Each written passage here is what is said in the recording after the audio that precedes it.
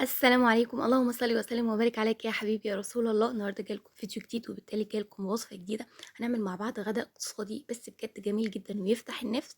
يلا بقى نسمي الله وندخل الفيديو ونشوف احنا معانا ايه وهنعمل ايه. معايا زي ما انتم شايفين.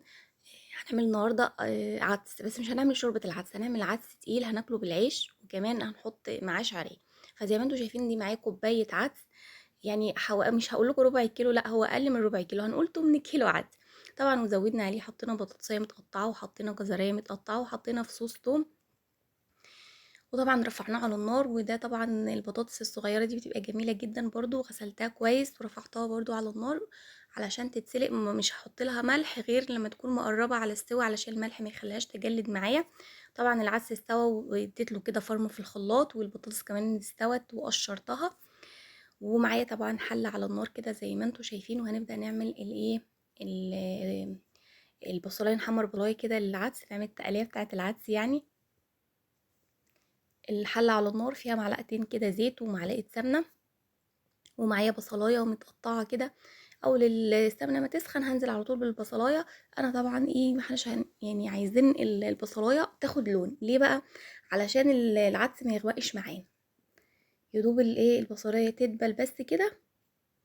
هنقوم ننزل عليها بالايه، بالعدس اللي احنا عملناه في الخلاط، هننزل عليها على طول ايه، بالعدس. العدس طبعا حابه تصفيه مفيش مشكله، مش حابه تصفيه مفيش مشكله برضه يعني. المقطع اللي انا بنزل العدس على البصله ومش عارفه راح فين يعني. المهم ان هو ايه، احنا نزلنا العدس على البصلايه زي ما انتم شايفين كده، وهنسيب الايه العدس يغلي بقى علشان ايه، يطلع الرغوه اللي بتبقى على الوش. طبعا البقوليات كلها بتطلعها علشان نشيلها ايه بالمعلقه قبل ما نضيف الايه التوابل. ومعايا طبعا طاسة تانية كده ايه على النار، حطينا فيها زيت، وهنستنى طبعا لما الزيت يسخن علشان هنحمر البطاطس اللي معانا. البطاطس دي بيكون طعمها جميل جدا، بتبقى يعني لما تتكي عليها شوية في التحمير، يعني تزوديها في التحمير، بتبقى مقرمشة كده من بره كده وكمان طرية من جوه، بيبقى طعمها حلو قوي. يعني انا من عشاق البطاطس دي يا جماعة، بحبها اكتر من البطاطس المحمرة. اللي بيحب بقى البطاطس دي زي كده يكتب لي في التعليقات زائد واحد.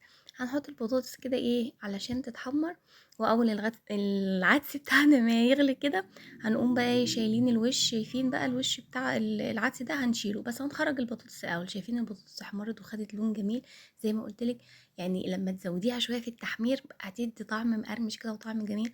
انا بحب اعملها كده مع السندوتشات، بتبقى حلوه قوي يعني. احطها في العيش كده مع الطماطم المخللة اللي احنا هنعملها برضو معانا في الفيديو.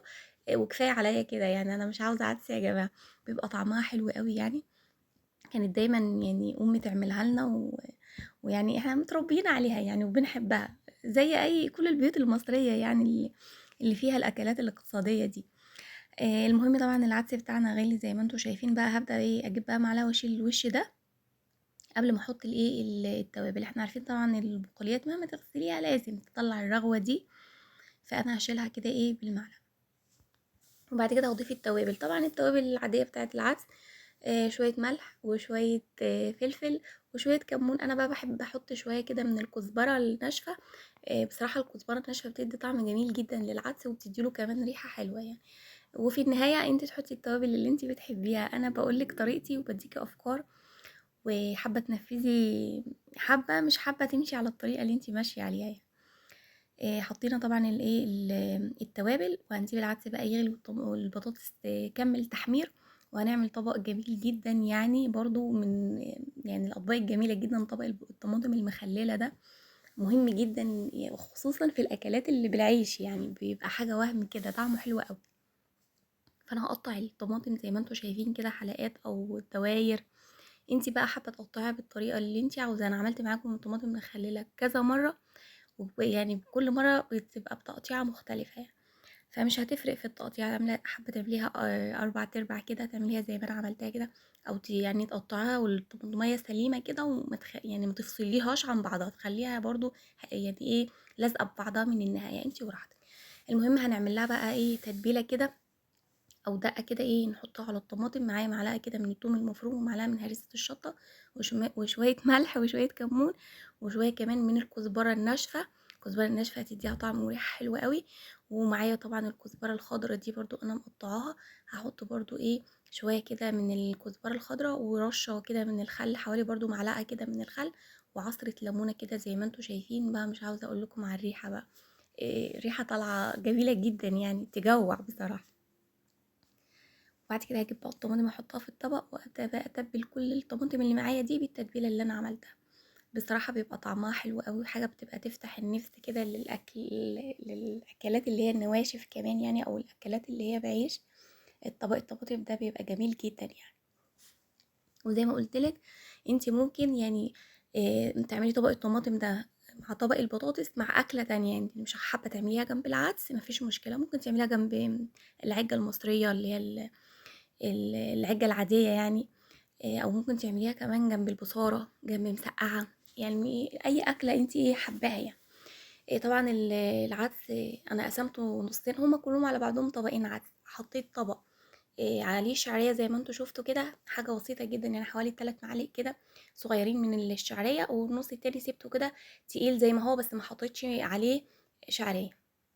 اللي حابب من ده ياكل، واللي حابب من ده ياكل. هم عموما الاتنين هيتاكلوا بالعيش علشان دي مش شوربة عدس، علشان يعني ايه تتاكل بالرز. فانا جبت طبعا البطاطس كده حمرتها، وجبت طبق وفرشت كده ايه في قاع الطبق شويه كده من الكزبره الخضرا زي ما انتوا شايفين، وبدات احط البطاطس فوقها كده.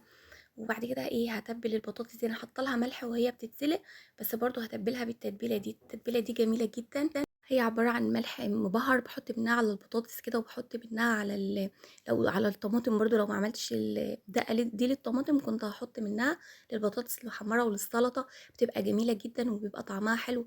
هي عبارة عن ملح مبهر. فده كان طبق الطماطم المخللة، وده كان طبق البطاطس المحمرة، بجد يعني حاجة تفتح النفس، بقول لكم دول كفاية يعني. وهنا العدس طبعا فضينا الطبق الاولاني اللي هو حاطين معاه شعرية، وده الطبق التاني اللي هو ايه عدس تقيل بس ما فيهوش شعريه. وانت ممكن يعني ايه تضيفي بدل الشعريه رز ابيض عادي، الرز المصري بتاعنا ده، او تضيفي لسان العصفور، ما فيش اي مشكله. إيه عادي يعني، إيه اي حاجه يعني تعديها يعني، فاللي انت حباه حطيه. حطينا كده ليمونه، طبعا العدس لازم يبقى مع ليمون. وحطينا كده ايه ورقه كده من الكزبره الخضراء، نكسر الصفار اللي موجود ده. والطبق التاني ده بقى اللي هو حاطين معاه شعريه، رشينا رشه كده من البابريكا علشان برضو اللون يعني. وده العيش، هو ده العيش اللي كان موجود عندي. هي الاكله دي كانت حابه عيش متحمص يعني، بس طبعا ايه صاحب البيت جه بدري بقى النهارده، ومش هنلحق بقى نحمص عيش وهننضرب وكده، لا كده تمام قوي.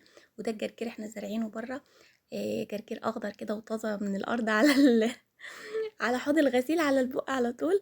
وكان ده الغدا بتاعنا النهارده، بجد غدا جميل جدا والله، وغدا يفتح النفس. فياريت بقى الفيديو لو عجبكم تشتركوا عندي في القناه، وتدعموني باللايك. والسلام عليكم ورحمه الله وبركاته.